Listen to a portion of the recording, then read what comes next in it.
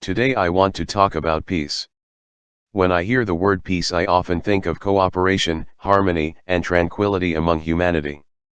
I used to think that peace was a priority, something that humanity will someday achieve so that all can coexist as one human family, but as I have been witnessing the current condition of our world and how we interact with one another, that was an illusion. The reality is that peace has never been a priority on mankind's agenda, but what has been on their agenda and still is to this day is the obtaining of power as well as the privilege to wield it over others. From the beginning, humanity had consistently refused to acknowledge the Most High God and His way of order. Humanity's rejection of the Most High God and His way had led them to establish their own way, a way in which man ruling over man according to the order of the one who is ruling. Usually these rulers were of means and wealth, but this order had evolved into a system to oppress and repress those who were not a part of the ruling elite class nor their managerial class.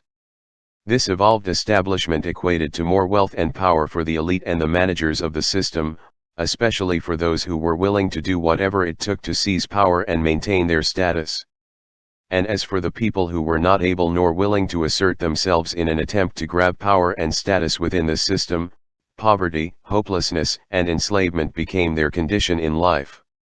The way of man is not nor has it ever been about equality, freedom, and justice for all, but always about who has control of the wealth and resources, which equates to power, which means those with it can do whatever they please, not regarding the laws nor the rules in place. An individual named Mayer Amschel Rothschild said it like this: "Permit me to issue and control the money of a nation, and I care not who makes its laws." He knew and understood the power of money, the nature of humanity, and their love of money, that they would do absolutely any and everything to obtain it. What people need to understand is that mankind had elected to love and serve money over the Most High God, Matthew chapter 6 verse 24. Therefore, when humanity decided to make money their God and master, that decision corrupted their conscience and overtook their reasoning to the point that nothing else mattered but securing more wealth by whatever means necessary. These individuals who commit themselves to acquiring more and more wealth and power without any regard as to how their actions impact others are evil and wicked to their cores. People in an ideal world would use their connections, wealth, and resources to help their fellow man instead of using them to make life impossible and unbearable for them. I believe God's desire is for humanity to honor Him and to love his fellow man, but what we have are people who are alienated from and hostile toward one another. Let's do a what-if scenario. Say that God didn't exist. There might be two ways people could achieve peace. One is that if people cease being hostile, and the other if people were to submit themselves to the tyranny of others. The chances of either one of these approaches succeeding is very slim because of our fallen nature. For example, say if people were to cease being violent, we know there are some who will not resist the opportunity to be hostile towards others, especially if it's their nature as well as their delight to do so.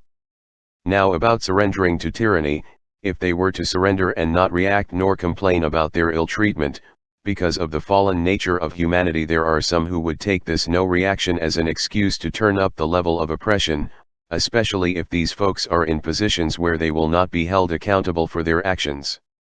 Looking at this scenario from different angles, peace still will not be the result.